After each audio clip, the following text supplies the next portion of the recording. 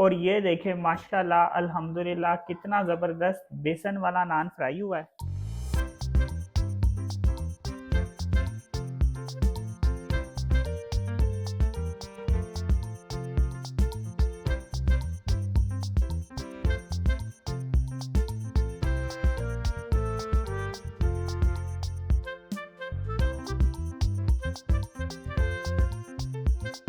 बिस्मिल्लाहिर्रहमानिर्रहीम, अस्सलाम वालेकुम। आप देख रहे हैं अल्ताजी फूड और मैं हूं आपके साथ आपका भाई सूफ़ी। आज आपका सूफ़ी भाई लेकर आ गया है आपके लिए बेसन वाले नान की रेसिपी। ये जो बेसन वाले नान है ये बाज़ार में 100 रुपये और 150 रुपये का बिक रहा है। अगर आप 5 नान लेने जाते हैं बेसन वाले तो इसका मतलब कि आपका 500 या 750 रुपया तो गयो।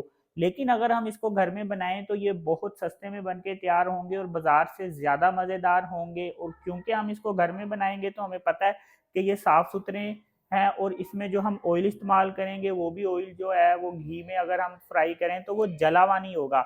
तो इसमें मुझे किन किन चीज़ों की ज़रूरत पड़ेगी आइए वो मैं आपको बताता हूँ।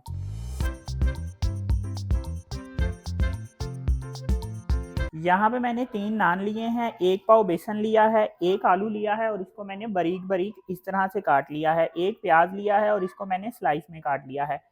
1 टीस्पून मेरे पास कुटी हुई मिर्च है, 1 टीस्पून सफ़ेद ज़ीरा है, 1 टीस्पून लाल मिर्च है, 1 टीस्पून चाट मसाला है, हाफ़ टीस्पून हल्दी है और 1 टीस्पून पिसा हुआ गरम मसाला है और 1 टीस्पून नमक है, 1 टेबलस्पून साबुत धनिया है और 1 टेबलस्पून अनारदाना है। अनारदाने को जब भी इस्तेमाल करें तो इसको पहले धो लिया करें क्योंकि इसमें रेत होती है। फिर किसी भी रेसिपी में अगर आप इसको यूज़ करेंगे तो आपकी उस रेसिपी में खाने में एक किरकिर सी आएगी, तो इसलिए इसको धोना लाज़मी है। यहाँ मैंने थोड़ा-सा धनिया लिया है, थोड़ी-सी हरी मिर्चें ली हैं और इसको मैंने इस तरह से लंबा-लंबा काटा है।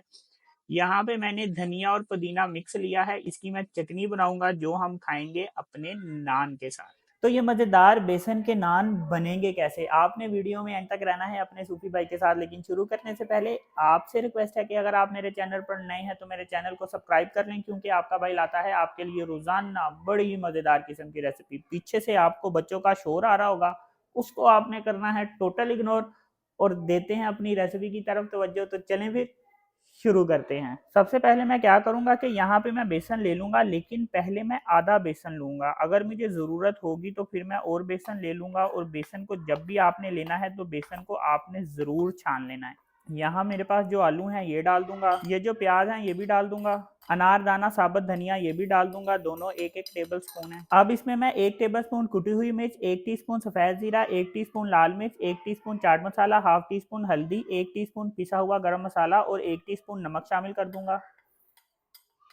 यहाँ पे जो मैंने धनिया लिया था और हरी मिर्चें जो लंबी-लंबी काट के रखी हैं ये भी डाल दूँगा। पहले मैं इसको हाथ की मदद से मिक्स कर लूँगा। इस तरह से हमने इसको मिक्स कर लेना है। अब इस वक़्त इसमें बेसन की मिकदार कम है तो इसमें मैं बेसन और शामिल कर लूँगा। अभी भी मैं पूरा नहीं शामिल करूँगा, इसको फिर मिक्स करूँगा। अभी भी बेसन कम है तो सारा बेसन डाल दूँगा। ये देखें अब हमें इसमें बेसन कम नज़र नहीं आ रहा, जो मेरे इंग्रीडिएंट्स हैं वो बेसन में छुप चुके हैं लेकिन थोड़े-थोड़े नज़र आ रहे हैं। तो अब इसमें मैं पानी डालूँगा, लेकिन पानी भी एकदम सारा नहीं डाल देना, ये ना हो कि पानी-पानी हो जाए, नहर बन जाए। इसलिए थोड़ा-थोड़ा पानी डालेंगे और इसको मिक्स करेंगे। एकदम सारा पानी नहीं डालना, जल्दबाज़ी नहीं करनी, वरना हमारी जो रेसिपी तो बढ़ गई। थोड़ा-सा पानी और शामिल करूँगा और इसको मिक्स करूँगा। ये देखें इस वक़्त ये हार्ड है, तो थोड़ा पानी और डालेंगे और इसको फिर मिक्स कर लेंगे। ये देखें ये बेसन हमने इसको इतना पतला करना है। ये बहुत ज़्यादा पतला भी नहीं है लेकिन बहुत ज़्यादा हार्ड भी नहीं है। अब मैं आपको बताता हूँ कि हमने इसको नान पे किस तरह से लगाना है और किस तरह से हम इसको फ्राई करेंगे। अब यहाँ पे मैंने पानी ले लिया है, ये जो मेरे पास नान है, इस नान को मैं पानी में डिप कर दूँगा। इससे ये होगा कि हमारा जो नान है ये नरम हो जाएगा। अब ये जो मैंने बेसन बनाया है, इसको मैं इसके ऊपर इस तरह से अप्लाई कर दूँगा। देखें इस तरह से हमने पूरे नान पे बेसन लगा देना है।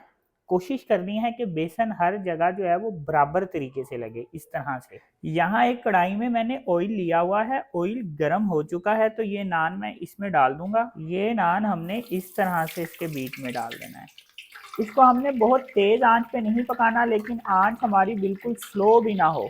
चम्मच से पकड़ के इसको इस तरह से नीचे पुश करेंगे ताकि ये ऊपर से अच्छे तरीके से फ्राई हो जाए। 1 मिनट बाद हम नान को पलटा लेंगे इस तरह से, ताकि ये दूसरी साइड से भी अच्छी तरह से फ्राई हो जाए। ये देखें 2 मिनट मैंने इसको इस तरफ से फ्राई कर लिया है। जब इसका कलर इस तरह से हो जाएगा यानी गोल्डन ब्राउन, हमने बहुत ज़्यादा डार्क ब्राउन नहीं करना वरना क्या होगा कि नान हमारा अकड़ जाएगा। और ये देखें माशाल्लाह अल्हम्दुलिल्लाह कितना ज़बरदस्त बेसन वाला नान फ्राई हुआ है।